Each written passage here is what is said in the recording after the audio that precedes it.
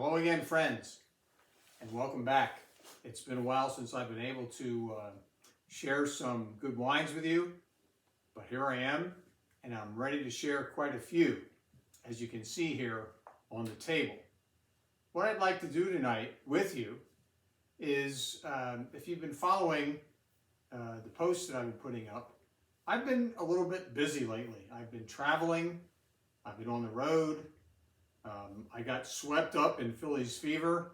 The last time I checked in with you was from Hilton Head, South Carolina, and it was still summer. And we were in the middle of dodging a major hurricane that swept up the coast at that time. Well, here we are now, a couple weeks before Thanksgiving, and I'd like to share with you what I've been doing since I've been on the road. So you can see that while I was on the road, I brought home a lot of friends. So, on that note, I'd like to say hello and welcome. I'm still here, and cheers. So, in the interim of, I know I've been doing a couple posts for you since I last did a video spot. The last time I did a video spot, I was sitting on a balcony in a condo in Hilton Head, South Carolina, 300 yards from the beach. Well, here I am now in Doc G's wine cellar.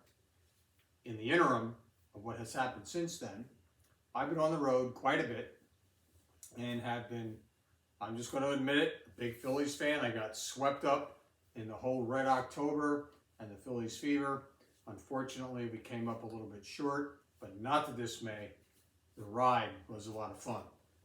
So it's now time to get back to wine business, and I would like to share with you some of the wines that I picked up along the way. So along the way, for our purposes tonight, means that since the last time I've had the chance to speak to you, I did a weekend getaway with my wine friends in Northern Virginia, and I was also able to do a revisit to one of my favorite wine locations here in the United States, and that would be the Finger Lakes. So I'd like to share with you some of the wines that I picked up along the way and talk about them a little bit in not too much detail, but just to give you an idea of what happened while I was away, and now I can bring it to you and share with you the good times I had and the good wines that I was able to find. So I'm going to start by talking about, you see there's quite a few bottles here on the table. It is not my intention to open all of these. I have opened 2 of them to give you a little bit of a taste so I don't fall off the chair at the end. But I can talk about the wines and what they mean in terms of why I select them for you. So I'm going to talk about the white wines first, as I try to do. I like to go whites, rosé, and reds. Not that that really matters, but that's just kind of my paradigm when I like to think about wine. So the wines that I found along the way actually involve 3 different states here on the eastern coast, so to speak, of the United States. I was able to visit wines, again, as I said, in upper state New York, in the Finger Lakes. I spent time visiting wineries in Northern Virginia, between Winchester and Leesburg, from DC to Leesburg over to 81, if you're familiar with the map, as that heads down through the southern part of our country.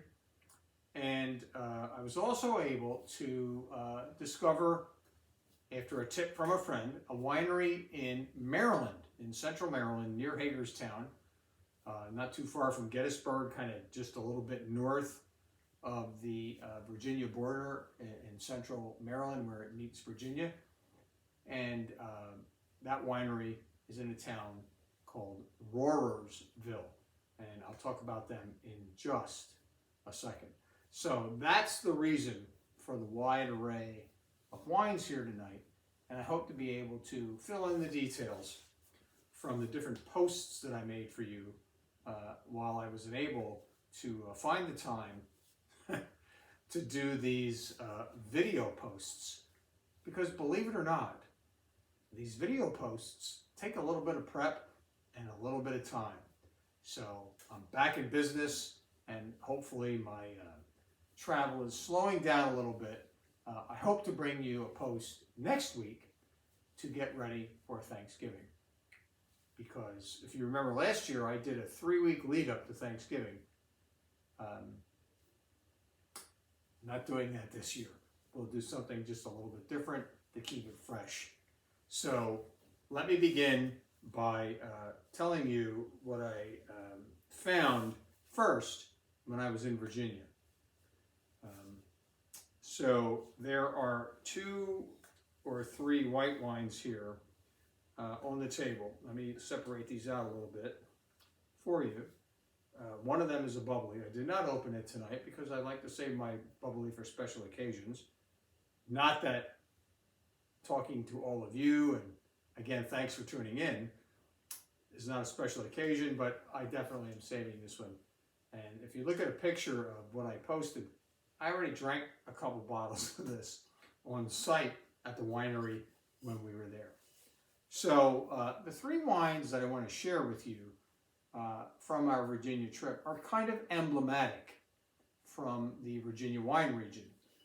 And if you've followed me long enough, you know that it's important for me to try to match up what I'm sharing with you with some good background. And the background here is that the 3 white grapes that I'm going to share with you tonight happen to do very well in the terroir of Northern Virginia. So we're going to start with, and I'm not sampling this one, but I sampled it when I was there. This wine is called the Cow. Well, that's just winery advertisement. That's what they call it. That's their marketing.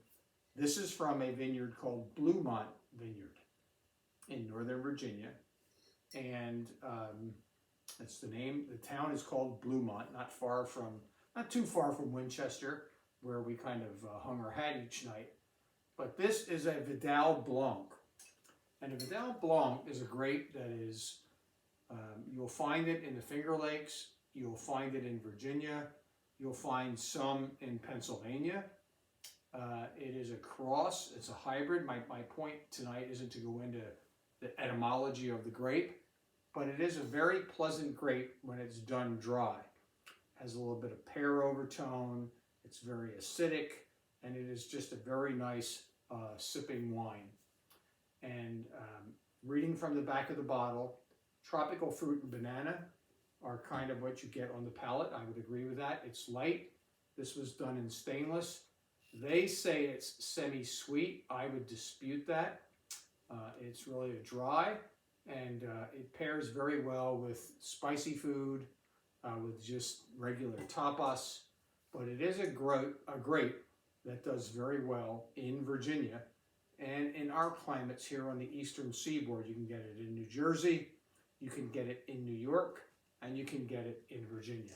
So this was done at Bluemont Vineyard, called the Cow Vidal Blanc. 14% ABV, which is kind of high for a white wine, but it was a fantastic wine that was one that I felt worthy enough to bring home. The second wine that I want to share with you from Northern Virginia is a grape called Viognier. And this Viognier comes from the Stone Tower Vineyard, which is over a little bit east of Winchester, over more toward Leesburg in Northern Virginia. Fantastic winery. They do a lot for customer satisfaction. Their wines are not low priced, but they do a lot to provide your wine tasting experience to be as pleasurable as possible. We sat around in our own private pergola for about an hour, 2 hours a day that we were there, and this Viognier is just absolutely fantastic from Loudoun County in Virginia.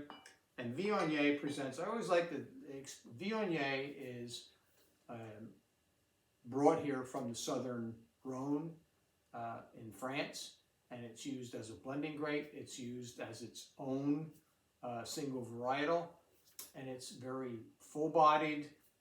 It's not oaked, but it's got a full body, very kind of tropical stone and tree fruit flavors to it, but it is definitely not a light wine.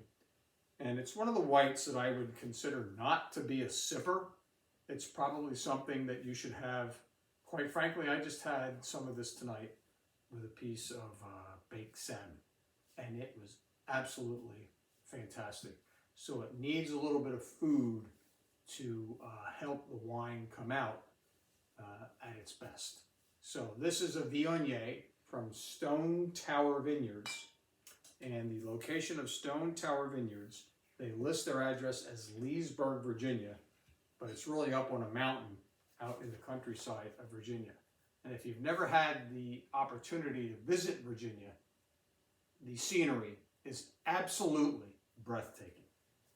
So the third wine that I want to talk to you about tonight is one that actually didn't come from Virginia, but on our way home on Sunday of our trip, we went Friday, Saturday, and Sunday, we stopped in a winery called Big Cork. It is in Rohrersville, Maryland, which is kind of in the middle of central Maryland. It's a little bit near Hagerstown, and it's on the way home. If you're coming home toward Reading and toward our area, it brings you up through Gettysburg and through the middle part of the state of Pennsylvania. They had a wonderful array of wines. One of the wines that I picked out from there and that I brought home with me was this Big Cork Blanc de Blanc. Blanc de Blanc means it's a sparkling made strictly from Chardonnay. And we had it there with some, literally a bag of chips and a great atmosphere. And we drank a bottle while we were on site there. It just, reading from the bottle, it's low sugar, high acidity. It's got Granny Smith and a lively mineral finish. And it also just is good. So if you look back at the previous posts, and I posted some pictures, we actually shared a bottle of this together the day we were there and had it with some wonderful truffle potato chips. It was to die for. So those are the whites that I found along the way in Virginia and Maryland. I'd like to now move to the, let me stick, I'm gonna vary a little bit here. The other two whites that I found while I was away do not come from Maryland and or Virginia. So let me set those aside. We'll put those to the background here. A little back and forth here. The wine that I have in my glass is a wine that I have had before, and it's this one here. It's a wine from the Dr. Constantine Frank Winery on Keuka Lake in the Finger Lakes region of upstate western New York. Not too far from Buffalo, not too far from Rochester, and not too far from a little town called Geneva, where my son lives. So Dr. Constantine Frank, without getting into a special homage to him, let me just read from the back of the bottle. Dr. Constantine Frank earned his PhD in viticulture from Odessa, Ukraine in 1930 and became a leading expert in his field throughout Eastern Europe. Having survived through the World Wars and the Russian Revolution, Dr. Frank immigrated to New York in 1951, and at the age of 52 years old, with empty pockets and no knowledge of English, in the hope of creating a brighter future for his family. He fell in love with a special property in the Finger Lakes for its exceptional characteristics, poor soils and steep slopes. With decades of knowledge and experience, Dr. Frank successfully planted the first European grape varieties in the eastern United States in 1958. I was 2 years old. So this is a historical winery. It's in the Finger Lakes on Keuka Lake in a town called Hammondsport, New York. Now, Dr. Frank does all kinds of great wines suited for the terroir and the climate of the Finger Lakes region. This one I picked out because it is a very special grape called R. Cazzutelli. And I don't want to go into, again, not to turn this into a 40-minute clip. R. Cazzutelli is a grape that they brought in from Russia, specifically from Georgia, the Georgian region in Russia, and it thrived here in the Finger Lakes. And it's what's in my glass here. So with a special homage to this grape,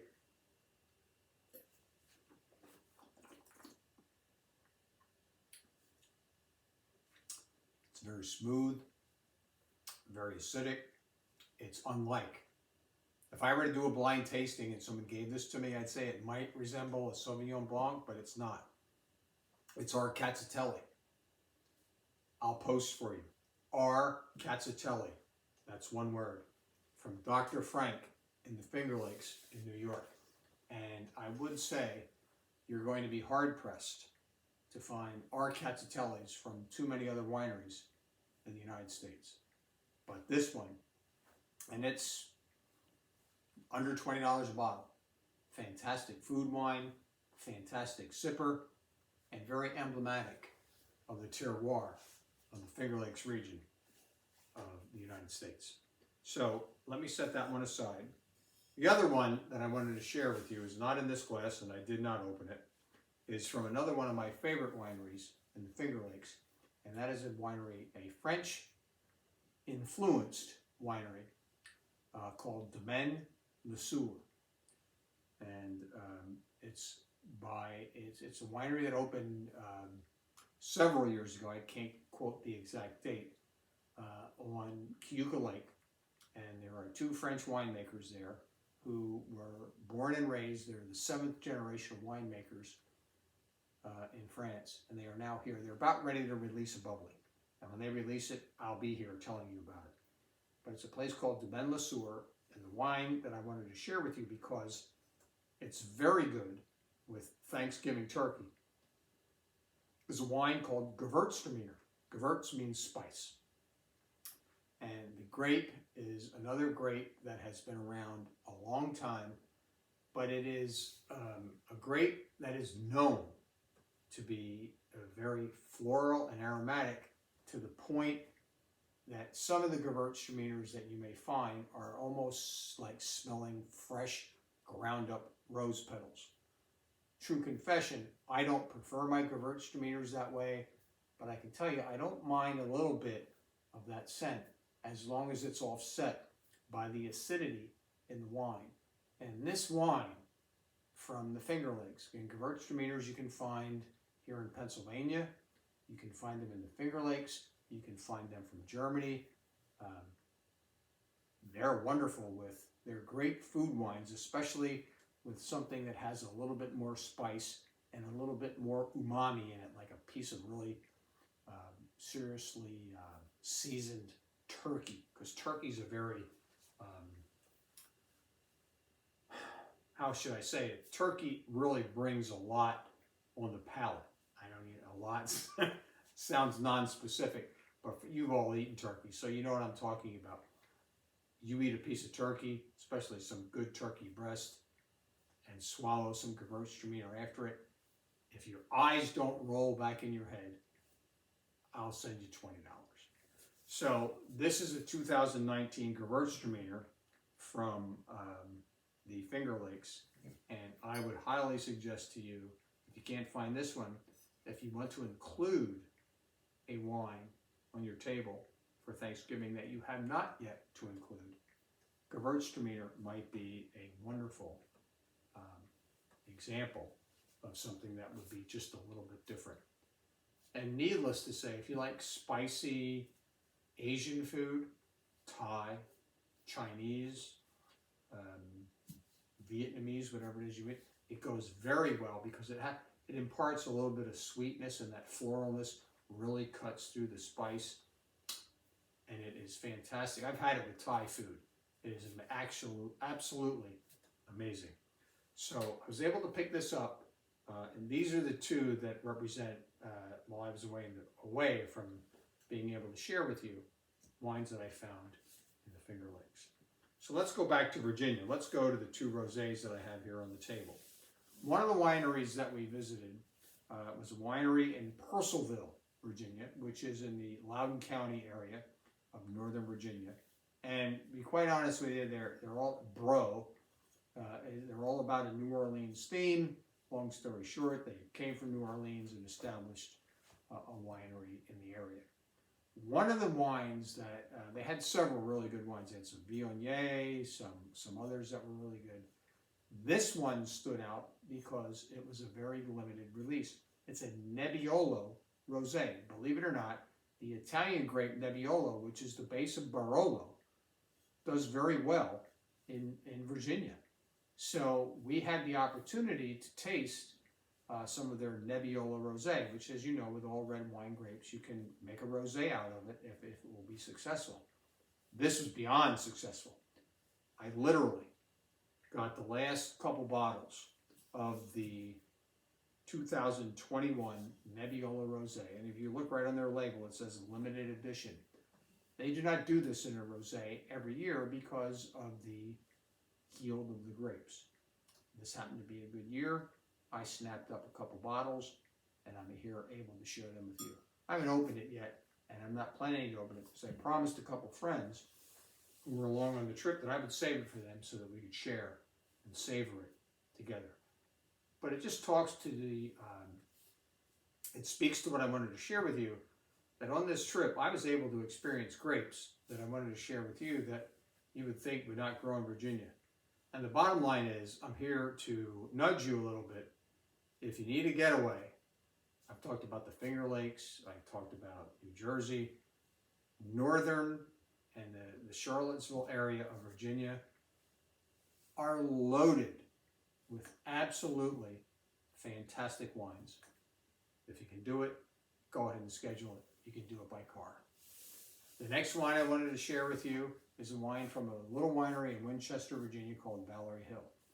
And I wanted to do a shout out to them because we did that wine dinner with them and they served some fantastic wines. This rosé is, as you can see, side by side. Look at the difference in the color. This one is a Merlot blend.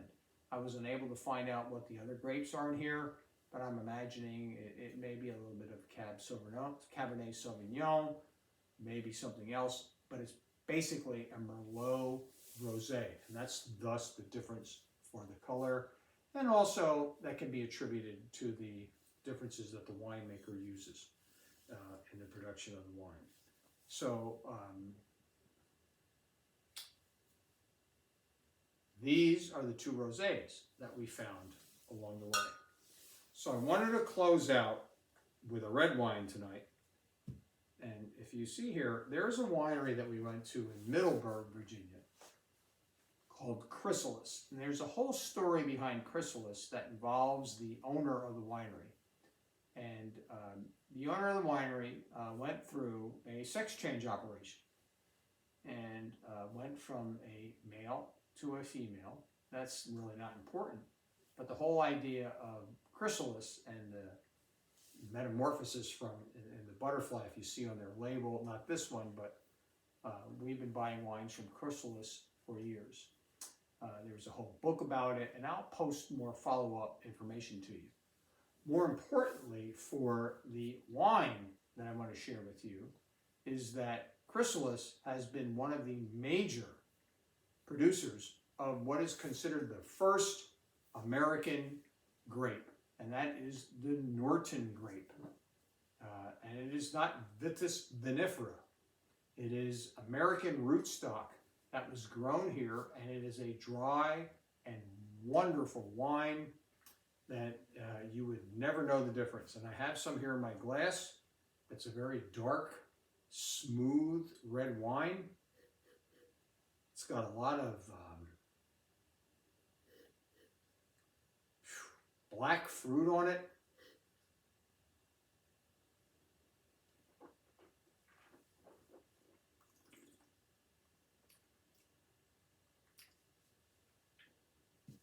It's like blueberry.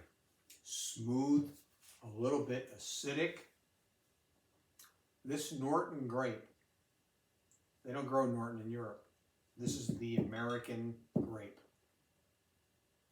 and we had an opportunity. There are other wineries in Virginia that do it. I would suggest that Chrysalis is the winery that does it best. So for my Pennsylvania friends, or those of you who have the opportunity to travel, I'm urging you to take a trip to Northern Virginia. And of course, the Finger Lakes. I've thrown in a couple here from the Finger Lakes. My point here tonight was to try to fill in the gaps and let you know what I've been up to since the last time I saw you, which was in summertime. Think about that. Because we're only, I hate to say it, we're too close to December 20th, when the first official day of winter begins. But not to despair. We've got wine. We've got a couple weeks of wonderful fall weather left. We've got Thanksgiving coming up. And chin chin. That was totally an accident. But I will be back with you to talk about getting ready for Thanksgiving.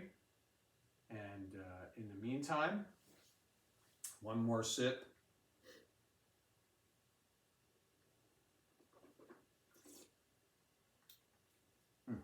That's actually, I recommend, a little side note here. Let wines warm up a little bit. They actually, not warm, you don't want warm water, but just let them warm up to room temperature. Even white wines, they actually exude some different flavors. I just got a total different profile on that. That was added a little spice.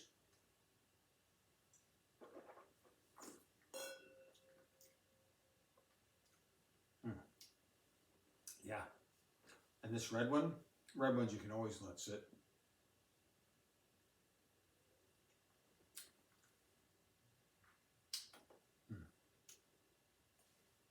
Find yourself some Norton. You won't find it in PA. I'm sorry. You're going to have to go to Virginia to find Norton. Or you're going to have to give me a ring. So, in the meantime, thank you for joining me again. It's been a pleasure to connect with you again. Sorry I've been away for a little bit, but you know what? Phillies fever overrules everything. So until we meet again, cheers.